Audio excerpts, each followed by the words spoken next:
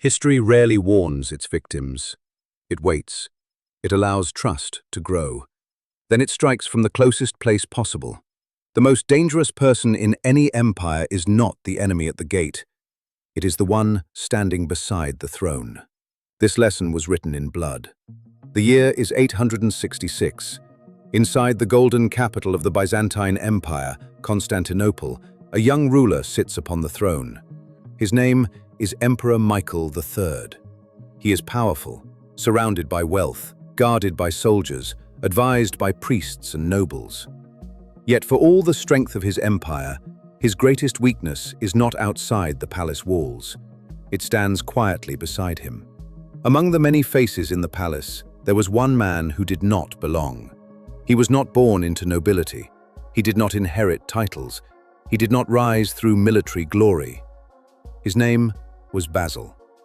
Once, he was nothing more than a stable boy, brushing horses, carrying buckets, sleeping on cold stone floors. But fate placed him directly in the path of the emperor. Michael saw in Basil what he believed was rare and precious, unwavering loyalty. And from that moment forward, the low-born servant was welcomed into the emperor's inner circle. Day by day, Basil moved closer to the heart of power. The emperor gifted him fine robes, land, wealth, and titles once reserved only for the highest born. He dined beside princes. He spoke with generals. He advised the emperor as if he were an equal. To Michael, this was an act of trust, a reward for friendship. To the court, it was an insult. Whispers spread through the marble corridors. Why does a former stable boy sit among the elite? Why does he hold such influence over the emperor? Why does loyalty outweigh blood and tradition? And though Basil bowed with humility, something inside him began to change. Power does not simply rest upon the shoulders of a man, it seeps into his thoughts. It shapes his desires. It speaks to him in the silence of night. And soon, Basil was no longer the stable boy grateful for the emperor's kindness. He had tasted privilege. He had felt the weight of authority. He had seen nobles lower their eyes as he passed. Gratitude turned into comfort. Comfort turned into expectation. Expectation turned into entitlement. And entitlement grew into ambition. The court continued to whisper. They questioned Basil's rise. They questioned the emperor's judgment. And every whisper reminded Basil of a single truth. He no longer wanted to serve power. He wanted to possess it. Slowly, he learned how decisions were made, how alliances were built, how enemies were removed. He watched. He listened. He waited. Michael suspected nothing, for Michael believed in friendship more than he believed in caution. Then one night, the palace fell quiet. The torches burned low. The emperor slept, believing himself safe among loyal hearts. Orders had been given, not by a foreign enemy, not by a rebellious general, but by the friend he trusted most, Basil. Michael III was murdered in his sleep, and as the sun rose over Constantinople, Basil claimed the throne. The stable boy was gone. In his place stood Basil I, Emperor of the Byzantine Empire. The friend did not protect the throne, the friend took it. From this story emerges law number 2. Never put too much trust in friends. Learn how to use enemies. At first glance, this feels like simple tragedy. A kind emperor, a trusted friend, a bond destroyed by ambition. But beneath the tragedy is a deeper truth about human nature. Friends are tied to us by emotion. Emotion is warm and familiar. But emotion is also unstable. It changes shape when power enters the room. A friend who rises because of you may grow accustomed to privilege, and what once felt like a gift begins to feel like something they are owed. If they ever feel overlooked, under-rewarded, or dependent upon you, resentment can take root. They may not admit it in public, they may not admit it to themselves, but inside, a question forms. Why does he rule while I serve? Why does he command while I obey? Am I not just as capable? This is the fragile foundation of friendship in power. It rests not upon structure, but upon feeling. And feelings change. Enemies operate differently. When an enemy becomes an ally, loyalty is not offered freely. It is built on mutual interest, clear boundaries, and calculated respect. They do not expect special treatment. They do not feel entitled to more than what is agreed. They understand the cost of betrayal. That is why former rivals often become disciplined supporters. They must prove loyalty. They have something to lose and something to gain. Now let us leave the stone halls of Byzantium and step into the modern world.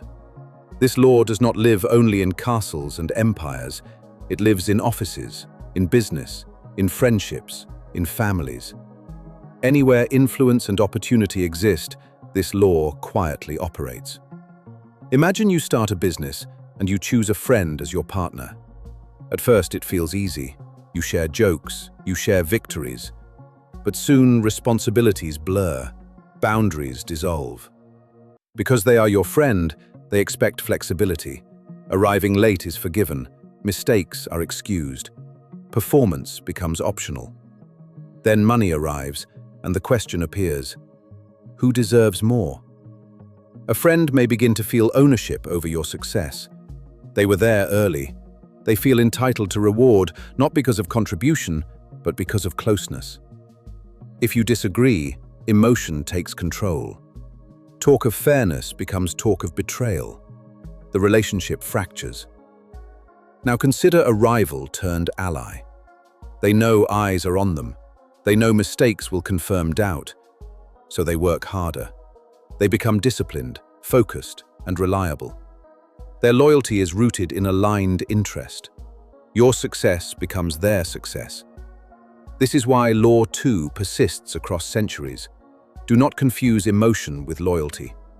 Loyalty built on emotion is fragile. Loyalty built on aligned interest is stable. Now let us examine the common mistakes people make with this law. The first mistake is believing kindness guarantees loyalty. The second mistake is promoting friends into power because they are familiar. Comfort does not equal competence. The third mistake is ignoring early signs of envy, resentment, or emotional distance. We pretend not to see it because the truth would hurt. The fourth mistake is mixing friendship with authority until roles blur and conflict becomes inevitable. The fifth mistake is assuming enemies are always dangerous, when sometimes they can be useful if interests align. And the final mistake is becoming paranoid and trusting no one. That is not wisdom, that is fear. Power cannot grow in isolation.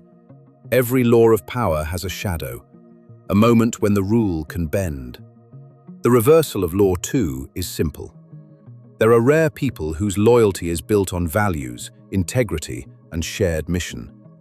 When you find such loyalty, you do not crush it with suspicion. You protect it. You honor it. And the reversal offers another warning. Enemies cannot always be trusted, even when interests align. Some will join you only to study your weaknesses up close. So do not trust enemies blindly. Use them wisely. Convert rivalry into cooperation only when you control the terms. Now let us turn to practical strategy. How do you apply this law wisely in real life? First, separate friendship from responsibility. If you must hire, promote, or reward someone, choose competence over comfort. If your friend truly belongs in the role, they should be able to earn it like anyone else. Clear standards protect both the relationship and your authority. Second, maintain boundaries. Define roles clearly, set expectations early.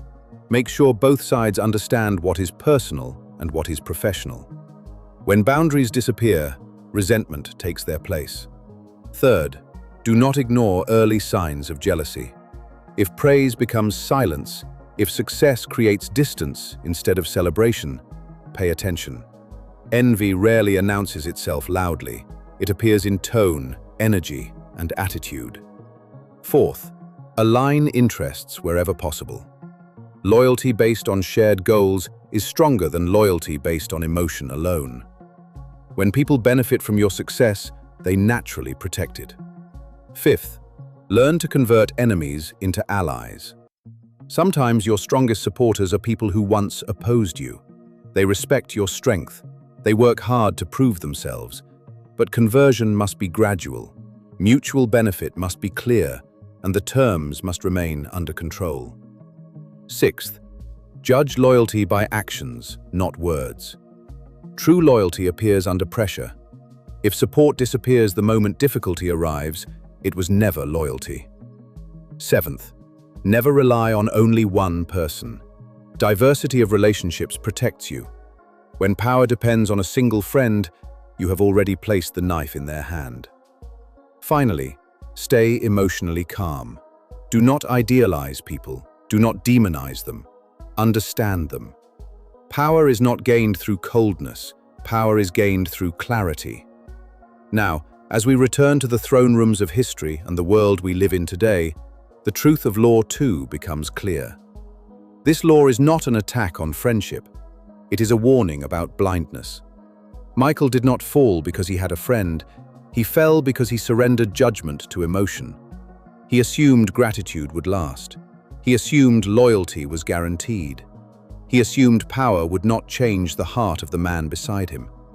But power reveals. Power tests. Power transforms. So trust must be earned, not assumed. Loyalty must be proven, not promised. Friendship is valuable, but leadership demands clarity. You do not need to become cold. You do not need to become paranoid, but you must remain aware. You must understand how power shifts emotion, how success changes perception, and how comparison creates silent storms inside the human heart. Because the greatest threats rarely approach from the front, they sit beside you. They smile warmly. They carry history's oldest disguise, familiarity. Protect your position. Choose people carefully. Build alliances on shared purpose, not sentiment alone. And when you find true loyalty, honor it. Because such loyalty is rare, and it must never be taken for granted. This is the essence of law number 2. Never put too much trust in friends. Learn how to use enemies. As Voltaire warned, "Lord, protect me from my friends. I can take care of my enemies." And now you understand why.